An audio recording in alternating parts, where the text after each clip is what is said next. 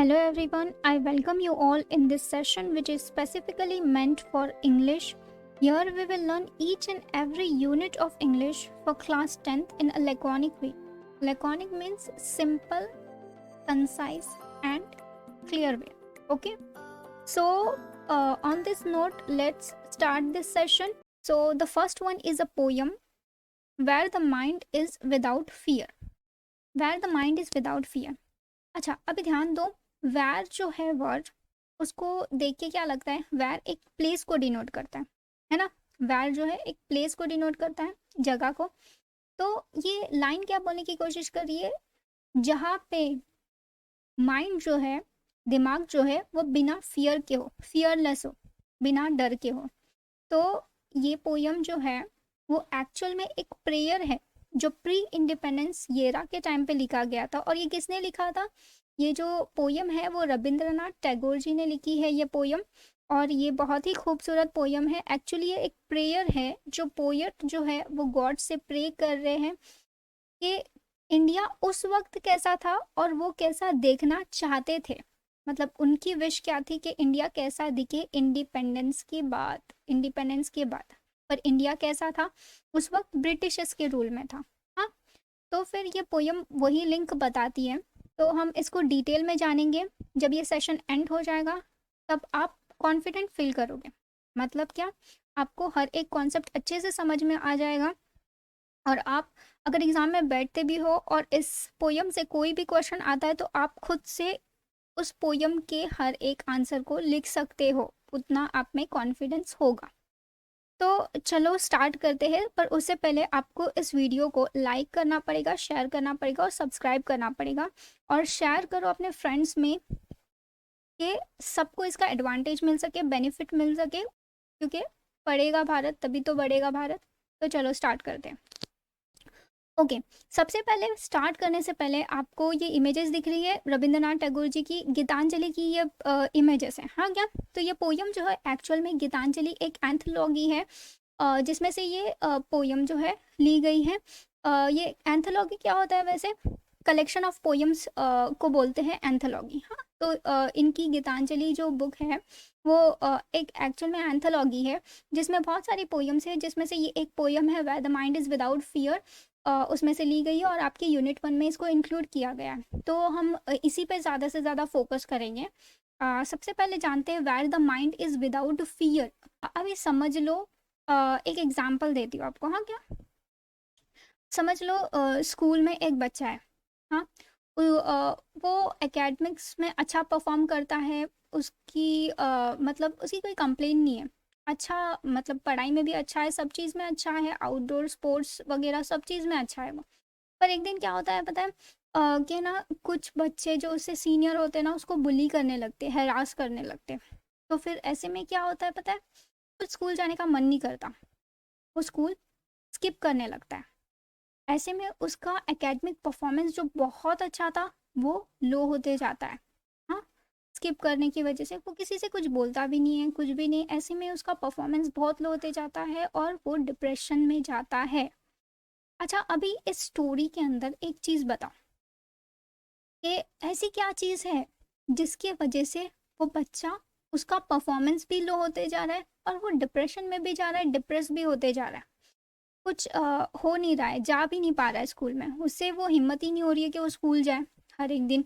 तो फिर ऐसी क्या चीज़ है जो उसको रोक रही है, जो उसको आगे बढ़ने दे नहीं रही है। एक्चुअल में वो चीज़ जो है जो उसको आगे बढ़ने नहीं दे रही है ना, वो है फियर। मतलब क्या, वो क्या चीज़ है, फियर है। फियर है जो उसको आगे बढ़ने से रोक रहा है। वो जो बुली करते, हैरास करते, उससे रिलेटेड उसको फियर है जिसकी वजह से वो आगे नहीं बढ़ पा रहा है। तो वैसी ही यही कंडीशन अभी आप इमेजिन करो कि बच्चा जो है वो इंडिया है और वो जो बुली और हैरास करने वाले लोग जो है वो ब्रिटिशर्स है। तो फिर ऐसी कंडीशन के अंदर इंडिया आगे, इंडिया के जो सिटीजन्स हैं, इंडियन सिटीजन्स जो है वो आगे बढ़ नहीं पा रहे, उन्हें डर लग रहा है, वो खुद के लिए स्टैंड नहीं ले पा रहे हैं। तो फिर समझो, उस चीज़ से रिलेट करो। तो where the mind is without fear, हम इसको डिटेल में देखेंगे, यही बच्चे का एग्जाम्पल लेके आगे भी जाएंगे और देखेंगे।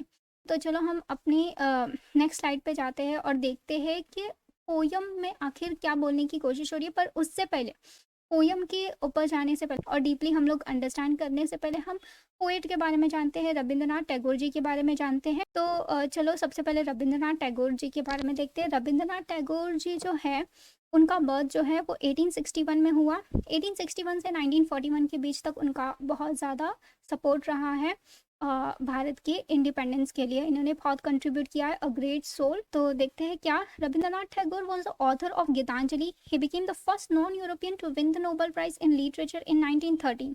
अभी ध्यान दो, ये ऑथर है गीतांजलि के, मैंने जैसे बताया एंथोलॉजी होती है। गीतांजलि जो है वो एंथोलॉजी है, कलेक्शन ऑफ पोयम्स, उसमें से ये एक पोयम ली गई है, wire the mind is without fear.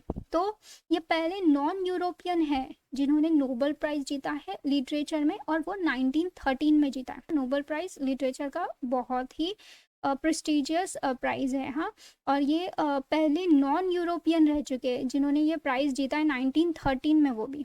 ये स्वीडिश एकेडमी के थ्रू दिया जाता है नोबेल प्राइज लिटरेचर में। ये पोयम जो है where the mind is without fear, ये एक्चुअल में एक पोयम है एंथोलॉजी गीतांजलि से। तो फिर ये जो इनकी जो पोयम्स है, सिर्फ where the mind is without fear ही नहीं, बाकी सारी पोयम्स भी है, वो बहुत ज़्यादा लोगों ने रीड की है, वास्टली रेड है, डिस्कस्ड पोयम्स है इनकी सारी सारी की सारी पोयम्स जो है बहुत वाइडली स्प्रेड है।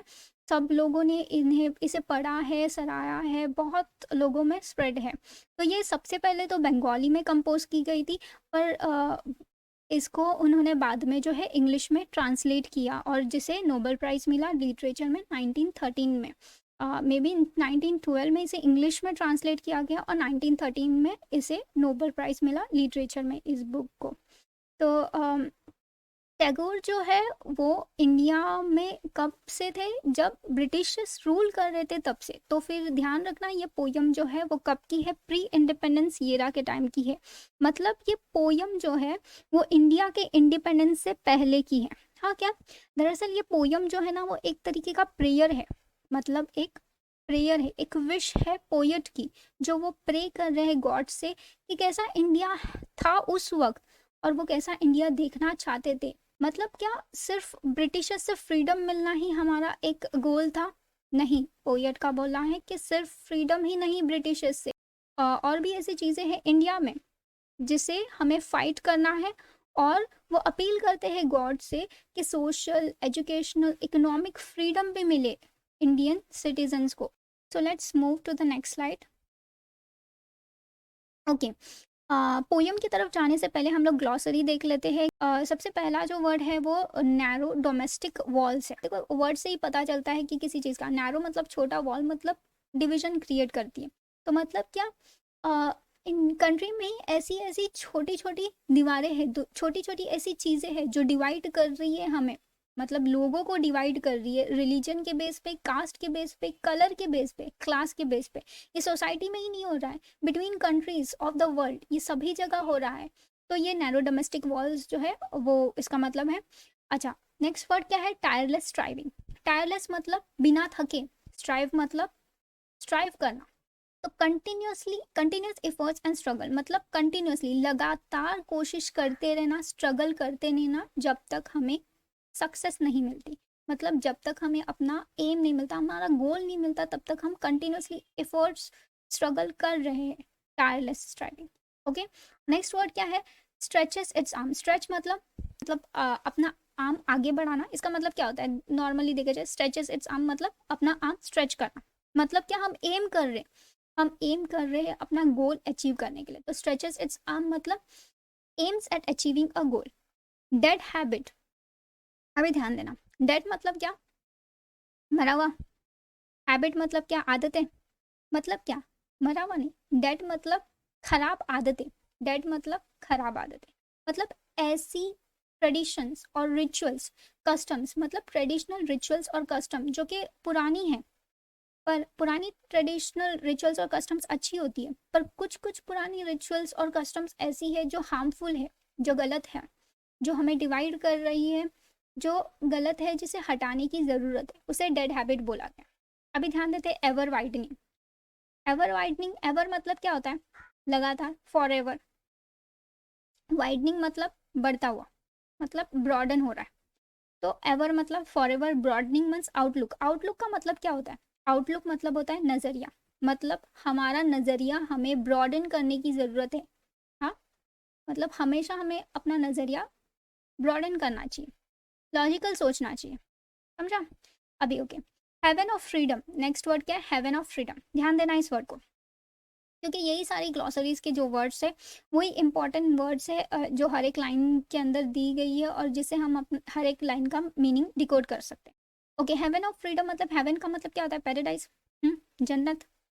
फ्रीडम का मतलब क्या होता है? फ्री है। फ्रीडम मतलब आज़ादी। हेवन मतलब पैराडाइज ऑफ हेवन, फ्रीडम। अभी ध्यान दो, हेवन में क्या होता है?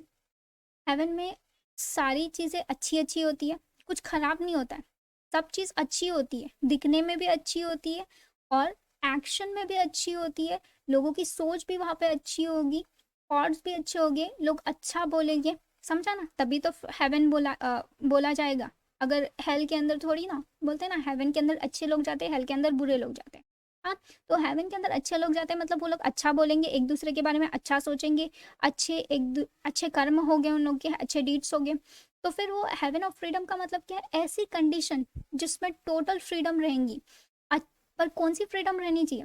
अच्छे विचारों की, अच्छे थॉट्स की, गुड वर्ड्स, अच्छे वर्ड्स, गुड डीड्स, और सबसे इम्पॉर्टेंट चीज एक्शन। हर एक हर एक इंसान जो है एक दूसरे की रेस्पेक्ट करेगा, अच्छे से एक्ट करेगा, एक दूसरे के साथ अच्छा सोचेगा, एक दूसरे के लिए, तो उसे हेवन ऑफ फ्रीडम बोला गया है। ओके, तो ये हो गया हमारे ग्लॉसरी ऑफ वर्ड्स जितने भी हमने देखे। अभी हम डायरेक्टली पोयम की तरफ जाते हैं। ओके, अभी ध्यान देना, पहले पोयम का फर्स्ट लाइन देखते हैं। Where the mind is without fear, where knowledge is free. ध्यान देना अच्छे से, जहाँ पे आपका दिमाग जो है बिना फियर के हो और आपका सर जो है वो हेल्ड हाई, मतलब झुका हुआ ना हो। क्या प्राउड? नहीं। ध्यान देना, अभी मैंने आपको पहले स्टार्टिंग में एक एग्जांपल दिया था। एक बच्चा है, वो स्कूल नहीं जा रहा है डर के मारे, उसके जो भी सीनियर्स है उसको बुली करते हैं, हरास करते हैं, पर वो डर के मारे स्कूल नहीं जाता है, स्कूल स्किप करता है और किसी को कुछ नहीं बताता है। स्कूल स्किप करते जाता है, एकेडमिक रिकॉर्ड उसका कम होते लो होते जाता है और उसको डर भी लगते जाता है। ध्यान देना, वो बच्चे के साथ ये कंडीशन को कंपेयर करो। अभी ध्यान देना, वो बच्चे का माइंड जो है वो वो फियरलेस नहीं है। अगर वो फियरलेस होता, अगर वो लोग उसे बुली कर रहे हैं, हरास कर रहे हैं, वो बिना फियर के अपनी टीचर से कंप्लेन करता या फिर अपनी मम्मी से कंप्लेन करता या फिर अपने पेरेंट्स को किसी को भी बताता। हाँ, तो फिर ऐसी सब चीज़ें नहीं होती, उसका एकेडमिक रिकॉर्ड भी लो नहीं होता। मतलब क्या है? हेड इज हेल्ड हाई, मतलब अगर वो खुद के लिए स्टैंड लेता बिना फियर के तो कुछ हो सकता था। तो वही बोलने की कोशिश की है लाइन में, where the mind is without fear and the head is held high. जहाँ पे दिमाग आपका जो है वो फियरलेस हो, मतलब बिना डर के हो, और हेड इज हेल्ड हाई, जहाँ आपका जो सर हो वो झुका हुआ ना हो, मतलब आप खुद के लिए स्टैंड ले सके। ऐसी वो दुनिया को विश कर रहे हैं पोएट कि जहाँ पे आपका दिमाग जो है वो फियरलेस हो, हेड इज हेल्ड हाई, आप खुद के लिए स्टैंड ले सके, सेल्फ एस्टीम हो। हाँ, वेयर नॉलेज इज फ्री। अब ध्यान देना इस लाइन के ऊपर, where knowledge is free. Knowledge is free मतलब क्या सबको नॉलेज बिना पैसे के मिलती रहे? नहीं, ऐसी नहीं। ध्यान देना, ये लाइन जो है वो कुछ और बोलने की कोशिश करिए। वेयर नॉलेज इज फ्री मतलब नॉलेज जो है वो फ्री फ्लोइंग है, मतलब एक तक ही नहीं है। ध्यान देना, जैसे कि यहाँ पे देखो, मतलब एक तक ही नहीं पहुंचना चाहिए, सबका हक होना चाहिए, सब उस नॉलेज के ऊपर सबका हक होना चाहिए, सब तक पहुंचना चाहिए। किसी भी कास्ट रिलीजियन के बेस पे बायसनेस नहीं होना चाहिए, सबको सबका हक मिलना चाहिए। तो वह नॉलेज इज फ्री, जहाँ पे नॉलेज फ्री है, जहाँ पे नॉलेज फ्री है और जहाँ पे फियर नहीं है, फियरलेस है, कोई शख्स फियरलेस है और सेल्फ एस्टीम है और खुद के लिए स्टैंड ले पाता है, तो फिर ऐसी जगह की वो कल्पना करे। सेकेंड लाइन क्या बोलती है हमारे को? Sorry, third line, where the world has not been broken up into fragments. अभी ध्यान देना, फ्रेगमेंट्स का मतलब क्या होता है? फ्रेगमेंट्स मतलब छोटे छोटे टुकड़े। क्या बोल रहा है? जहाँ पे वर्ल्ड मतलब दुनिया, हाँ, where the world has not been broken up into fragment, जहाँ पे दुनिया जो है वो छोटे छोटे टुकड़ों में बटी हुई ना हो। हाँ, बाय नैरो डोमेस्टिक वॉल्स, कैसे? बाय नैरो डोमेस्टिक वॉल्स, ध्यान देना ये वर्ड, नैरो मतलब होता है छोटा, मैंने पहले ही ग्लॉसरी में बताया था, वॉल्स होती है जो डिवाइड करती है। हाँ, ऐसी छोटी छोटी प्रथाएं जो कंट्री में है, जो लोगों को डिवाइड कर रही है, रिलीजन के बेस पे, कास्ट के बेस पे, कलर के बेस पे बायसनेस हो रहा है, तो फिर वो चाहते हैं कि ऐसी जगह जहाँ पे दुनिया जो है छोटे छोटे टुकड़ों में बटी हुई ना हो। किसकी वजह से? छोटी छोटी प्रथाओं की वजह से, छोटी छोटी ऐसी ऐसी चीज़ें जिसको हम इम्पोर्टेंस देते हैं, जिसकी वजह से बायसनेस बढ़ता है, इनजस्टिस बढ़ती है, तो ये सारी चीज़ें वहाँ पे ना हो, ऐसी दुनिया के लिए वो पोएट जो है वो विश कर रहे हैं। ओके, इतना समझा? चलो नेक्स्ट स्लाइड पे जाते हैं। देखो सब लोग एक साथ हैं, यूनिटी दिख रही है, तो फिर वही बताने की कोशिश की है। ओके, अभी नेक्स्ट स्लाइड पे क्या बोल रहा है? Where words come out from the depth of truth, मतलब क्या है? जहाँ पे जो हमारे शब्द है सच्चाई की गहराई से निकलते हो, मतलब ध्यान देना, डेप्थ ऑफ ट्रूथ, जब हम सच बोलते हैं तो दिल से बोलते हैं। तो वही बोलने की कोशिश हो रही है, where words come out from the depth of truth, जहाँ पे वर्ड्स जो है वो सच्चे हो, ऑनेस्ट हो, मतलब इंसान जो हो वो ऑनेस्ट हो, लॉयल हो, कोई भी अनट्रस्टवर्दी ना हो। तो वही बताने की कोशिश हो रही है कि जो सिटीजन्स हैं वो ऐसा इंडिया एनविजन कर रहे हैं, ऐसा इंडिया ड्रीम कर रहे हैं, जो कि जिसमें सिटीजन्स जो है ना वो सुपरस्टिशियस बिलीव के ऊपर बिलीव ना करते हो, सिंसियर हो, ट्रूथफुल हो, और जो सच्चे हो और अच्छे हो। Where tireless striving stretches its arms towards perfection, मतलब जहाँ पे कंटिन्यूस एफर्ट्स हो, स्ट्राइव किया जा रहा हो, मतलब परफेक्शन की ओर पहुंचने के लिए। ध्यान देना, ये देखो अभी यहाँ पे ध्यान दो, ये इमेज में क्या दिख रहा है? एक बच्चा है, वो स्टार्ट कर रहा है, हाँ, उसको सक्सेस हासिल करनी है, पर वो सक्सेस तक कैसे चलेगा, और मतलब कैसे बढ़ेगा? पहले वो सोचेगा कि मैं क्या करूँ ऐसा जिससे मैं सक्सेसफुल हो सकूँ। मतलब आने वाले एग्जाम के अंदर, अभी आपका 10th बोर्ड आएगा, तो उसके अंदर आपको अच्छे मार्क्स लाने, तो उसके लिए आपको क्या करना है? पहले सोचना पड़ेगा, प्लान एनालाइज करना पड़ेगा ना, जो भी सोचा है उसको आप एनालाइज करोगे कि ये सब, पहले टाइम टेबल बनाओगे ना, फिर उसके बाद एनालाइज करोगे, हाँ मैं इस टाइम टेबल, इस टाइम के हिसाब से हो पाएगा कि नहीं, कुछ प्रॉब्लम होगी कि नहीं, मैं इस टाइम पे फ्री हो पाऊंगा कि नहीं, या हो पाऊंगी कि नहीं। तो ये सारी चीज़ें एनालाइज करोगे, आप देखोगे कि कुछ प्रॉब्लम तो नहीं आ रही है ये सब चीज़ों के अंदर, फिर आप उस बेस पे प्लानिंग करोगे, प्लानिंग की, फिर आप उसी शेड्यूल को ट्राई करते रहोगे, हाँ, फोकस करोगे, ट्राई करोगे, और तब तक करते रहोगे, तब तक करते रहोगे जब तक आप सक्सेस तक नहीं पहुंच जाते, मतलब आप कोशिश करते रहोगे। हाँ, तो वही बोला है, where tireless striving stretches its arm towards perfection, जहाँ बिना रुके, बिना रुकावट के स्ट्राइव किया जा रहा हो, और जब तक परफेक्शन ना मिल जाए, जब तक हम अपने गोल तक नहीं पहुंच जाए, तब तक हम स्ट्राइव करेंगे और अपने गोल तक पहुंचेंगे। मतलब एक परफेक्ट इंडिया देखना चाहते हैं वो, जहाँ पे कोई भी झूठा ना हो, सच्चे हो सब लोग, और सब लोग जो है मेहनती हो। तो ये बोला गया है, ये इस लाइन के अंदर बताया गया है कि सब लोग ट्रूथफुल हो और कंटिन्यूस एफर्ट्स हो, हार्ड वर्क हो हर एक के अंदर, कि हम एक एग्जाम्पल बन सके परफेक्शन का। ओके, अच्छा अभी नेक्स्ट लाइन पे जाते हैं, क्या बोला है? Where the clear stream of reason has not lost its way, ध्यान देना यहाँ पे। क्लियर मतलब क्या होता है? क्लियर मतलब एकदम साफ सुथरा। स्ट्रीम मतलब किसको बोलते हैं? रिवर को बोलते हैं। जैसे कि रिवर एकदम क्या होता है, पानी कैसा होता है? एकदम क्लियर होता है, क्रिस्टल क्लियर होता है। क्लियर स्ट्रीम ऑफ रीजन्स, अब ध्यान देना, रीजन्स मतलब क्या होता है? कोई भी रीजन जो होता है वो कैसा होना चाहिए? वो एकदम क्लियर होना चाहिए, पानी की तरह रीजंस क्लियर होना चाहिए। कब हो सकते हैं? जब हम लॉजिकल सोचेंगे तब होंगे हमारे रीजंस क्लियर। अगर हम इलॉजिकल सोच रहे हैं तो हम यहाँ वहाँ भटक जाएंगे, कोई भी गलत गलत चीज़ों में चले जाएंगे। तो वही बोला है, where the clear stream of reason has not it lost its way, मतलब हमारे रीजन जो है लॉजिकल होना चाहिए। अगर इलॉजिकल हो गए तो हम भटक जाएंगे। Into the dreary desert sand of death habit, अगर हम इलॉजिकल सोचेंगे तो क्या होगा? हम लोग जो है dreary desert sand of dead habit. अभी मैंने आपको डेड हैबिट का मतलब बताया था, डेड मतलब क्या होता है और हैबिट मतलब क्या होता है। हैबिट मतलब आदतें होती है, डेड मतलब कैसी, खराब आदतें, ऐसी ओल्ड ट्रेडिशंस जो हमें पीछे लेके जा रही है। ड्रियरी मतलब क्या होता है, डल होता है, मतलब ऐसी डेड हैबिट्स, ऐसी ओल्ड ट्रेडिशंस जो कि बहुत ही डल है, ब्लीक है, फ्यूचर को ब्लीक कर देंगी वो। तो फिर वही बोलना चाहते हैं पोएट कि पानी की तरह साफ होना चाहिए हमारे थॉट्स। हमें लॉजिकली सोचना है, हमें इलॉजिकली नहीं सोचना है। इलॉजिकली सोच के हमें गलत चीज़ों में नहीं पड़ जाना है जिसकी वजह से हम जो है वो गलत रास्ते पे चले जाए। तो फिर यही उस लाइन में बताया गया कि वो अपील करते हैं गॉड से, रिक्वेस्ट करते हैं गॉड से, जो सिटीजन्स है इंडिया के वो लॉजिकली सोचे, उनका जो परसेप्शन हो ना वो साफ हो, पानी की तरह साफ हो।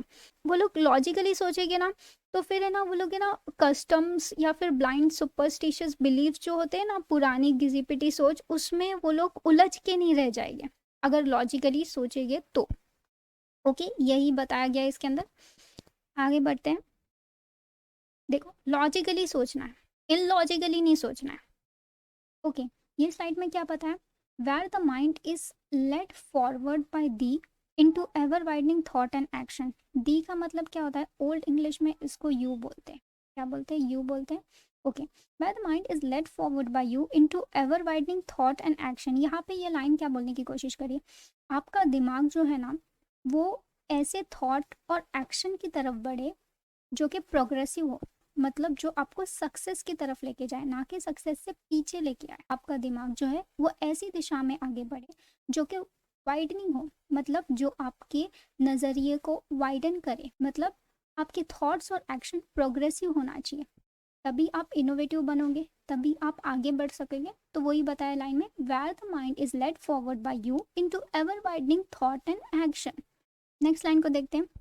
Into that heaven of freedom, my father let my country awake. My father यहाँ पे गॉड को रेफर किया गया, गॉड को बोला गया यहाँ पे।